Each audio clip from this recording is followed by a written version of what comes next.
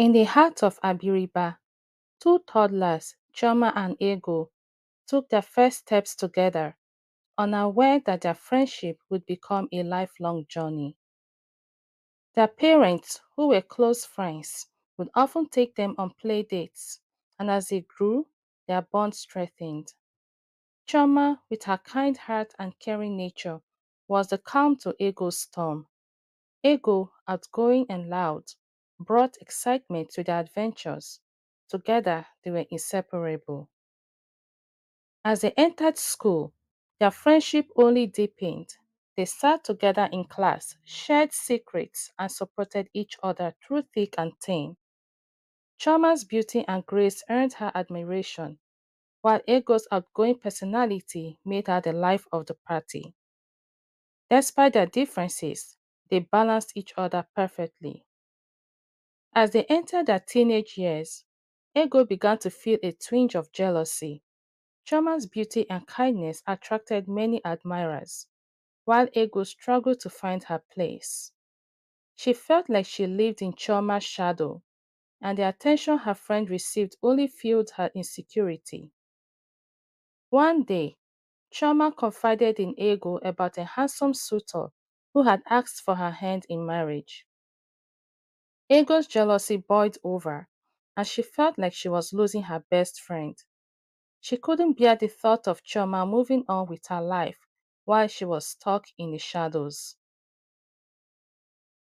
Ego, consumed by jealousy and fear of losing her friend, sought out a dibia, a traditional Nigerian healer.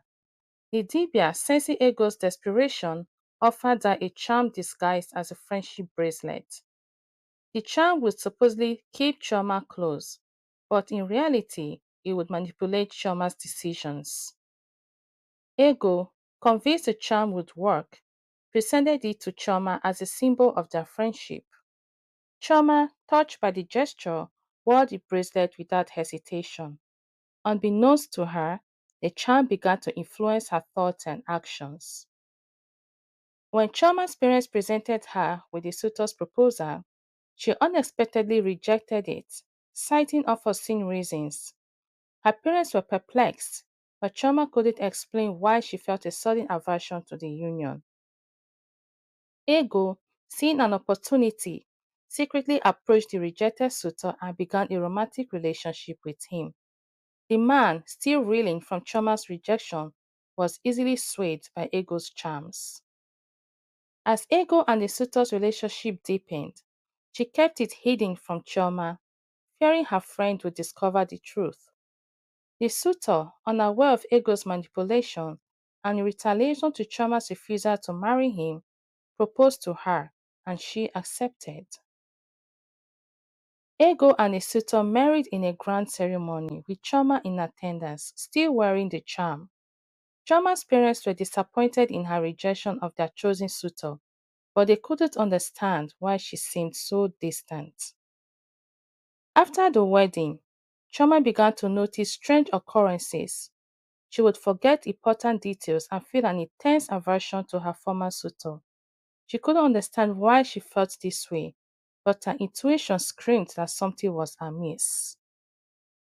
One day, Choma, upon her parents' concern and suggestion to seek a solution to her mysterious behavior, stumbled upon the Dibia's lair and discovered the truth about the charm. She realized that Ego had manipulated her decisions, including rejecting her suitor. The betrayal stung, and Choma felt a deep anger towards Ego.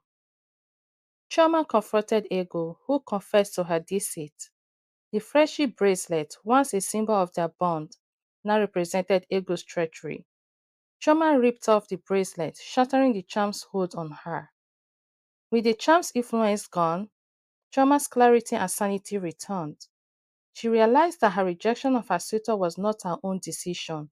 She felt a mix of emotions, anger towards Ego, and relief at breaking free from the charm's control.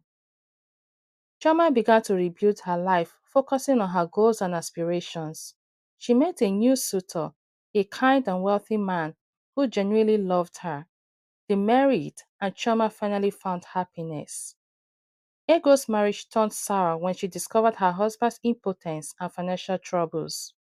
The man she thought would give her a better life had deceived her. She was trapped in a loveless, destitute marriage. Ego realized too late that her jealousy and betrayal had destroyed her friendship with Choma. She tried to make amends, but Choma wanted nothing to do with her. Ego's life became a testament to her poor choices. She lost her best friend, her marriage was a sham, and she was left alone to face the consequences of her actions. Ego's days were filled with the weight of guilt and regret. She couldn't escape the memories of her betrayal and the pain she had caused Choma. She would often find herself wandering the streets, hoping to catch a glimpse of her former friend. But Choma had moved on with her life. Ego's loneliness was a constant reminder of her mistakes. Her marriage to her husband had ended and she was all alone. As she walked through the market, Ego stumbled upon a small child, lost and crying. She felt a pang in her heart, remembering the time she and Choma had explored these same streets together. She knelt down and comforted the child, feeling a sense of purpose for the first time in years. But as she looked into the child's eyes, she saw a glimmer of Choma's kindness and was reminded of her own failures. One day, as Ego was walking through the village, she heard a faint cry for help.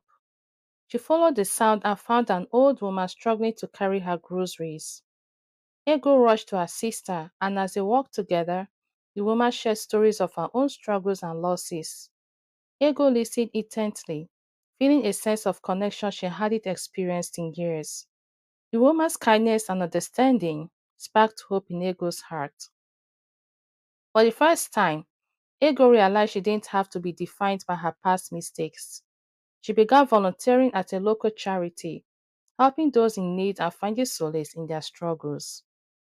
The people she met didn't judge her, they saw only her kindness and willingness to help. Ego started to rebuild her life, one small act of kindness at a time. Years passed, and Ego's life changed dramatically. She had become a respected member of her community, known for her unselfishness and compassion. One day, as she worked at the charity, she heard a familiar voice. Choma stood before her, a look of surprise on her face. Ego's heart raced as she searched for words, hoping to apologize and make amends. Choma's expression softened as she approached Ego. I've been watching you from afar, she said. I see the good you've been doing, and I'm proud of you, Ego. Ego's eyes welled up with tears as Choma continued. I forgive you, but forgiveness doesn't mean forgetting. Our friendship can never be the same, but I want us to move forward together. Ego's heart swelled with gratitude as Choma's words washed over her. She had longed for forgiveness and a second chance, and now it seemed that chance was within reach. The two women embraced, tears streaming down their faces as they held each other tightly. As they pulled back, Choma smiled and said, let's start a new Ego. Let's build a new friendship, one based on trust, honesty, and mutual respect. Ego nodded, her heart full of joy and gratitude. The road to rebuilding their friendship was long and windy. Ego and Choma took things slowly, starting with small gestures and conversations. They shared stories, laughed together, and supported each other through thick and thin. Ego proved herself to be a loyal and trustworthy friend, and Choma began to see her in a new light. The past was not forgotten, but it no longer defined their friendship. They focused on the present and the future, nurturing their friendship with care and dedication. One day, Choma faced a difficult decision that would affect her life and her family's well being. Ego, sensing her friend's turmoil, offered guidance and support. Choma, hesitant at first, eventually opened up and shared her concerns. Ego listened attentively, offering words of encouragement and wisdom. She shared her own experiences, reminding Choma that she was not alone. Together, they explored options and weighed the pros and cons. Choma decided and Ego stood by her, offering unwavering support. Choma's decision proved to be the right one, and her life began to flourish. She turned to Ego, her eyes shining with gratitude. Thank you, she said. Your guidance and support meant the world to me. I don't know what I would have done without you. Ego's heart swelled with pride and love. She knew their friendship was stronger than ever, a bond forged in the fires of adversity and tempered by trust, loyalty, and mutual respect. Choma and Ego's friendship blossomed, a beautiful testament to the power of forgiveness and redemption. As they sat together, sharing stories and laughter, Choma turned to Ego and said, You are my sister, my confidant, my friend. I am so grateful for your presence in my life. Ego's eyes shone with tears as she replied, I am honored to be your friend. Years had passed since Choma's marriage to her loving husband, and her friendship with Ego had continued to flourish. One day, while attending a charity event, Choma heard a familiar voice behind her. Choma, it's been a long time.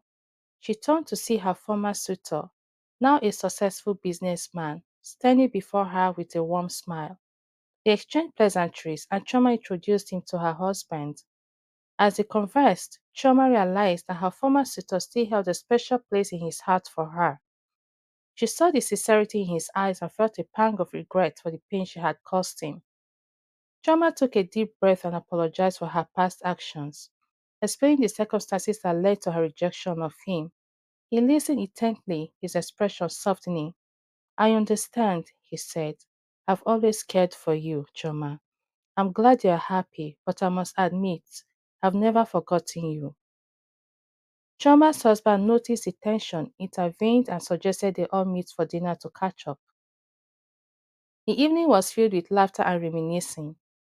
As the night drew to a close, Choma's former suitor turned to her and said, I'm glad we've reconnected. Choma, I realize now that our path diverged for a reason. I have found closure and I'm grateful for your apology. Choma smiled, feeling a sense of peace wash over her. I'm glad we found closure too. Let's stay in touch this time. And so Choma reconciled with her past, her heart full of joy and gratitude for the second chance at redemption. Her friendship with Ego remained strong, a testament to the power of forgiveness and loyalty. The three of them, Choma, her husband, and her former suitor, parted ways, each carrying a sense of peace and closure, their hearts filled with the knowledge that true love and friendship can conquer all, even time and circumstance. If you came this far, thank you for listening to this interesting and short story. The moral of the story is be wary of the people you call your friends. Everything isn't as it seems, and forgiveness is necessary for peace of mind and longevity. Thank you for listening and see you on my next story. Bye.